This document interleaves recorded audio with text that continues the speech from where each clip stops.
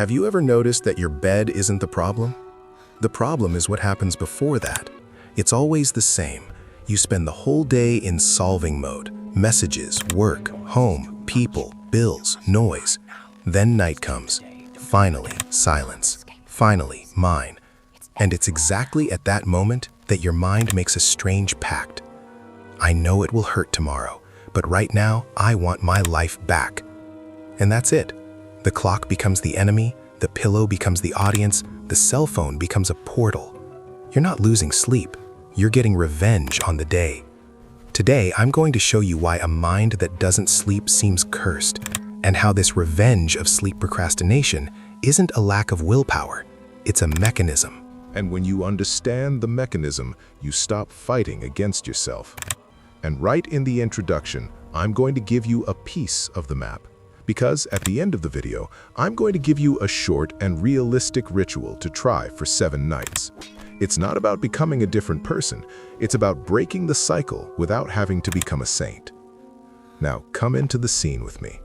You turn off the light, lie down, and your head whispers, "Now, only now, can I exist without anyone asking anything of me." You pick up your phone just to relax. One video, then another, then just one more. And before you know it, it's that time of day when you're even embarrassed to look. And the cruelest part is that you feel two things at the same time. A small, pleasant peace, almost like a hug, and an enormous guilt, heavy as a stone in your chest. That's the spell. Because it's not just sleep you're postponing tomorrow.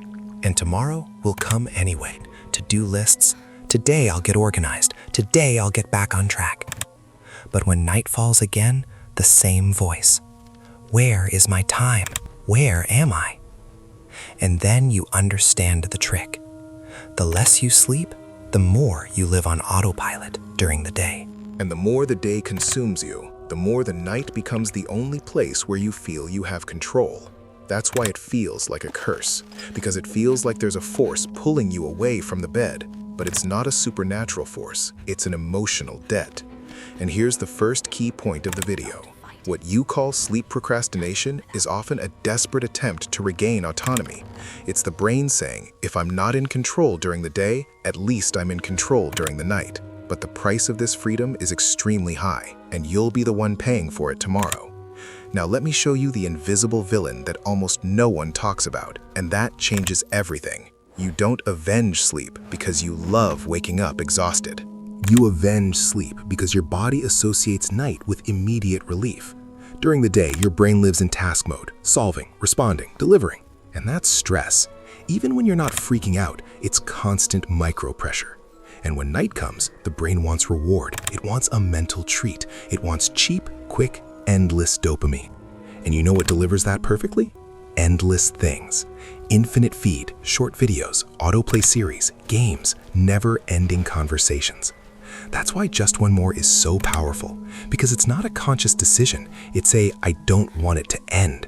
It's a, I don't want to go back to life. It's a, let me stay here a little longer. And here's a somewhat uncomfortable but liberating truth. You're not addicted to your cell phone. You're addicted to not being charged for a few minutes. The screen becomes a place where no one judges you, no one demands anything of you, no one interrupts you. You can stay there without performing, without a social role, without being productive, just existing. And when someone comes along and says it's just a matter of having discipline, it almost sounds like an insult, because it's not. But when you're tired, discipline becomes a weak muscle, and nighttime is when that muscle is already trembling. So the curse isn't laziness, it's compensation. Some people only feel alive when they're alone, when everyone is asleep, when the world is silent, when there are no expectations. Then the mind learns. So it's in the early hours of the morning that I am truly myself. But this turns into an elegant prison with blue lighting. And the mind is clever. It deceives you with pretty phrases. You deserve it. Just today. You work so hard. This is your only moment. And all these phrases have a grain of truth, which is why they work. But here's the catch. You really do deserve it. But the way you're doing it, you're buying deserving it with interest. You're buying 2 hours now, paying with 8 hours of energy tomorrow. You're buying a free night, paying with a whole day in zombie mode. And then the day gets worse, and you need the night even more. The spell isn't the cell phone. The spell is, I only have a life after the world stops. And if we break this, it's not by forcibly taking away your cell phone, it's by giving life back to the day, by creating a bridge between day and night so you don't have to run away. Now I want to do a quick test with you. When you think about sleeping, what comes first, rest or the end? Because for many people, sleeping doesn't mean recharging, it means it's over. The only time that was mine is over. And if sleeping feels like a small death of yourself, there's no way your mind can accept that without fighting back. This is where we turn the tables. We need to make your brain feel that the night isn't the end of your life. It's the beginning of your peace. And before the ritual, I ask you one thing, but this is part of the dossier. If you recognized yourself in at least one of these scenes, subscribe to the channel now. It's not for the support part, it's for a very plausible reason. This curse works through silence, repetition, and nobody understands. When you subscribe, you put a seal on the door saying, I'm breaking free from this cycle, and I want real tools. And I promise you, there won't be any yelling or wake up at 5 in the morning and be a winner speeches here. There will be human, practical, down-to-earth strategy. So sign up as if you were writing your own name in the book of those who will break the spell. Now, let's move on to the ritual, and pay attention. This isn't mystical, it's emotional engineering. You're not going to beat a sleepless mind by fighting it at 12:47 a.m. That time is too late, your battery is already dead, and the screen is giving you anesthesia. It's not a fair fight. The real struggle happens in 3 micro moments, 3 doorways. The first step is during the day, and it's not about changing your entire routine. It's a small but powerful thing. Every day, you need to reclaim at least 15 minutes of conscious autonomy. 15. It's not the gym, it's not a miracle, it's not productivity. It's autonomy.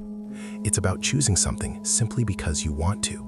It could be listening to music, taking a longer bath, walking aimlessly, eating something calmly, writing 2 lines in a notebook, sitting staring into space without guilt. The point is, your brain needs to feel before nightfall that you weren't just being used, because when the day has 0 autonomy, the night becomes the only possible protest. And there's a rule. Those 15 minutes can't be spent with an endless screen, because an endless screen is the same pit that pulls you down in the middle of the night. You're creating autonomy, not creating an anchor. The second door is at the beginning of the night, not in the early morning. You're going to create a 20-minute shutdown corridor. It's not a sleep lab, it's a transition for your brain. Your body needs a clear signal. Now I'm switching from world mode to me mode. How do you do it? In whatever way you can. You dim the lights a little, you repeat a simple sequence every day, like washing your face, brushing your teeth, drinking water. And you do a screen-free anchor activity for 10 minutes, stretching, reading something light, organizing a corner of your room, breathing while listening to soft music. The magic here is repetition. Your brain learns by default. It likes patterns. If you create a pattern, you depend less on willpower. The third door is the most important. Pleasure allowed without obligation. Because if you try to forcibly cut off pleasure at night, your brain will scream, okay, I'll give you anxiety. You need pleasure, but pleasure with an end. Choose something enjoyable and define the end before you start. I'm going to watch an episode. I'm going to watch videos for 20 minutes. I'm going to play 2 games. And the trick that makes this work is, the end can't depend on you remembering. You need an external guardian, an alarm, a timer, an automatic routine. When it goes off, you don't debate, you don't negotiate. You just execute the next step down the shutdown corridor. Because the mistake isn't watching something. The mistake is falling into the bottomless pit. And here's the game changer. If you always fail at the when I lie down, I'll stop routine, then don't take your screen to bed. The bed needs to become a symbol of peace again, not a spectacle. If that seems impossible, do the bare minimum. Leave your phone far enough away that you have to get up to get it. That already breaks the 2-second trance that turns into 2 hours. Now, I'm going to tie it all together with the phrase I want you to take with you for life. Revenge doesn't exist because you're weak. It exists because you're trying to get back at yourself. So, instead of saying, I'm a disaster, change it to, My brain is trying to protect me, but it's using a method that hurts me. And when you understand that, you stop hating yourself and start creating strategies. Test this for 7 nights. 15 minutes of autonomy during the day, 20 minutes of off-screen time at night, pleasure with a defined end, and an external guardian. And if you fail one day, you don't start over on Monday. You just reopen the door the next day. Because the spell isn't broken with perfection, it's broken with repetition. And when midnight strikes and your mind whispers just one more, remember this: you're not fighting sleep, you're negotiating with your life. And life doesn't have to begin after everyone else is asleep. It can begin tomorrow with you whole, truly.